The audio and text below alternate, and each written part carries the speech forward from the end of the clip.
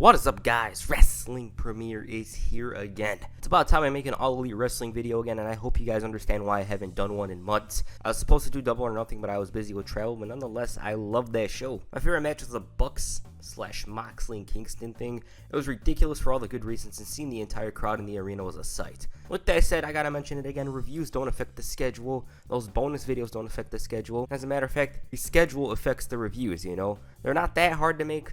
Hence me deciding to add them to the schedule, and I got more time on my hands. So yeah, just wanted to mention it. They don't affect the schedule. I still prioritize the classic stuff because that's the stuff I really love. Also the stuff you guys love as well. With that said, this is the last Dynamite in Daily's place for a while. It was a good run, but it's time to go back to that early AEW vibe.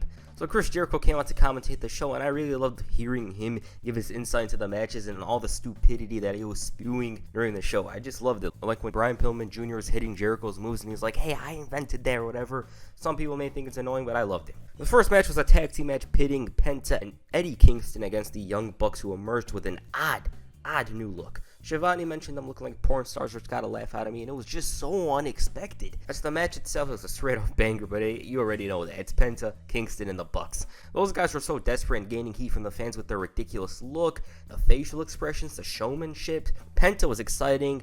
That was a 3, and you can't tell me otherwise. That should have gotten him the win earlier on. Kingston was very resilient, no selling some of their moves, and obviously they ended up overpowering him, but it was a memorable moment from the match. Awesome double team moves that get you thinking that's it, and it was good.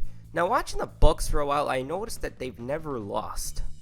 Like, the last time they lost, Roman Reigns was a babyface. It really looked like they were winning it again. Why? Because the Good Brothers appeared. In my mind, I've seen this story before, but once Penta ducked the spray, from Brandon Cutler, there was hope. Kazarian came out, made good on his promise to hunt the Elite again, and shockingly, Kingston and Penta beat the champions. They, of course, meant that they're #1 contenders, and it just came out of nowhere. Like I said, these guys, they haven't lost in over a year. I love that opener. Loved seeing Frankie Kazarian again, and enjoyed hearing Jericho screaming on commentary, and I assume this will lead to the Elite Hunter challenging for the top prize. Fun opener, and I assume their match in Miami will be even better. Meanwhile, All Ego cut this scathing promo on Darby Allin in the coffin match, and to be honest, this guy's slowly growing on me. Like, every time I see him with a mic in hand, he's screaming and shouting about something, and he's getting a reaction from the crowd, which is always good. He's like, I'm gonna beat you so bad that whenever you do the coffin drop, you'll think of me. Whatever, something along the lines of that. Sting then comes in with the coffin. His son, Darby, runs in. Scorpio takes the death drop. Ethan Page's eyes are getting ripped out of his face, and because of this, and this is something I want to see more of, he canceled next week's match. Why? Because, for one, he's a heel, and he'll use any excuse in the book, and number 2, he wanted Darby to put pen to paper and promise he won't even touch All Ego. You could feel the hatred that these two have for each other, and yeah, like, the match was delayed. Now, why was the match delayed? Some say it's because of the tragedy that occurred in Florida. I believe it happened in Miami, and so AEW didn't want to do it so soon. Like I said, I didn't really mind Ethan Page when he signed with AEW, but he's becoming more notable in my eyes. Next up, Jack Evans of the HFO faces Jungle Boy Jack Perry.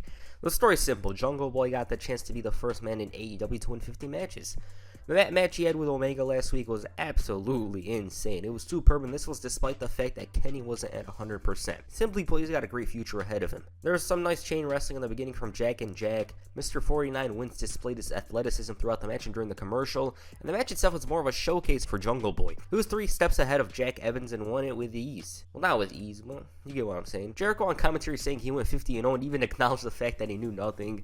It was a quick match. Wasn't special, like I said, it was more about Jungle Boy. Then the Hardy family office runs in. Christian follows suit and beats Matt's ass. Also, we gotta mention the fact that Christian's associated with Jungle Boy more often now. I think that's gonna lead to something good. If it brings us Christian of 2006 or something like that, I am all for it. Because Christian as a heel, he's something else. And in other places, Andrade El Idolo spoke about Matt Sydal. Hell, he even refused to call him that. And Andrade's presentation to me feels main event. Like, this guy, he's clearly big time, and I can't wait to see what they have in store for him, because I know for a fact that this guy, sooner or later, is going to be main eventing shows. That's what I assume. In the arena, Kenny Omega is set to be interviewed. This is actually AEW. They refuse to get interviewed by Tony, who just stands there looking lost. Omega once again called a look at me promo, making his accomplishments look all that great, and even said that since there's nobody left to challenge, he's off to defend his other belts. Turns out the Dark Order interrupted in this moment itself. It was being built up for a very, very, very long time. I thought it was going to be that moment that everybody who's watching this video knows what I'm talking about. Evil Uno thought different. He believed that there was a challenger for Omega, and it was clear that they weren't talking about themselves. You know, they're not even close to challenging for the title. Somebody else was. Hangman chant intensifies. Omega looks on at the crowd, and then he says, I don't think he would appreciate you speaking on behalf of him. And then took a jab at the same person, saying he doesn't have the guts to face Kenny Omega. That person himself doesn't even believe he's got the skill to win the world title. Omega told him goodbye and good night. Bang.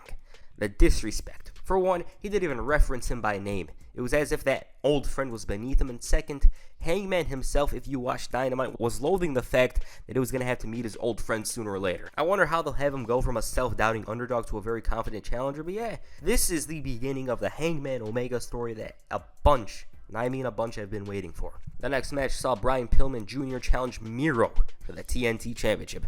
Miro apparently got new music, and it took a while for his character to get going, but he's here, he's dominant, and he's plowing through everybody that gets in his way. Match itself was the Miro show. For one, Brian Pillman Jr. just couldn't get going. You know, he was at the mercy of an unrelenting beast, but the son of a loose cannon had something there. You know, he had heart. I loved seeing Jericho mention how he invented the springboard dropkick, and he gave that man his very best shots, but it still wasn't enough, and it wasn't even close. It was fun while it lasted, and Miro was the winner by murder, of course. Whoever beats him is going to be elevated big time. Meanwhile, Hangman was arguing with the Dark Order over the challenge, but they were very supportive and felt that he had waited long enough. Taz, on the other hand, was stressed with FTW's issues in particular. You know, Brian Cage and Ricky Starks, you know, they were hating each other, and Brian Cage is teasing a face turn for months now. So he announced a title match between the two for the FTW title on July 14th. Why in the hell is Vicky Guerrero wrestling? Anyway, she teamed up with Nyla Rose to face the DMD and Rebel. Rose caused disruption, bending Baker in half and making her look like a joke for the most part. Vicky, for some reason, wanted, leading to her getting stuck in a lockjaw, losing the match for her team. Definitely my least favorite match from the night. Why? Well, for one, there's a bunch of talent on the show, yet Vicky Guerrero's wrestling. I also heard that Rebel suffered an injury, and all we can do is hope that it isn't severe. But yeah, Nyla Rose is the #1 contender. That match will happen sooner rather than later. Also, Nyla put Britt Baker through a table. And like I said, Vicky featuring in the match was unnecessary. They should have done something else. But hey, it was main event time. MJF faced Sammy Guevara. They're still doing this faction war, and I should mention that I heard very good things about this match before even watching it, you know. I never got the chance to watch it live, so I expected something good, and it delivered. So already it was good in the beginning, you know. They had a stalemate, both men displayed their athleticism, and Jericho even called MJF a deceptively athletic individual. A little misstep from Guevara leads to MJF taking official control of the match and barring a counter on the outside. MJF was dominant. That is until Guevara hits the Spanish Fly, and both men threw caution to the wind. Guevara was flipping from the top rope into the crowd. MJF was hitting a top rope tombstone pile driver. Guevara hit the GTH that would have gotten him the win, but he screwed up. And then MacLeod decided to beg for mercy, but Guevara opted to hit 630, and even then he still kicked out. Like, you'd think that was it, but it wasn't. Suddenly a bunch interfere, Chris Jericho gets beaten, Chairman levels Sammy, and you know how this ended. I was really feeling this match, but the interference, deflating. Also, I don't get why the Super Tombstone was kicked out of. It's a move that could end the match, you know? It's good enough to end the match, yet it didn't. Other than those two things, like the 630 getting kicked out of, I loved the match, and it was probably match of the night. Like JR said, there's nothing like seeing a live WWE Dynamite. Hey, that's a mistake, you know. JR's not as good as he was in the past, and plus, I don't think anyone should really curse him out for that. It's a mistake.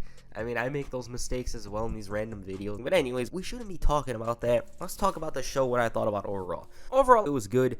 I enjoyed it for the most part. I loved seeing Miro absolutely cause destruction. You know, he destroyed Brian Pillman Jr. I liked the main event, the opener. What I didn't like was the fact that Vicky Guerrero was wrestling. Another thing I loved is the fact that they're teasing, well, not teasing, they began the Hangman/Omega storyline, because this was a long time coming. I enjoyed the show. I'm certain I'm going to enjoy SmackDown as well, because once again, 2 hours, show flies by quickly. Whatever you don't like passes by quickly. And yeah, what do you guys think of AEW Dynamite? Please comment down below. And that's it for this video. Make sure you hit a 630 on the like button and perhaps a super kick on the subscribe button. Peace. I'm out.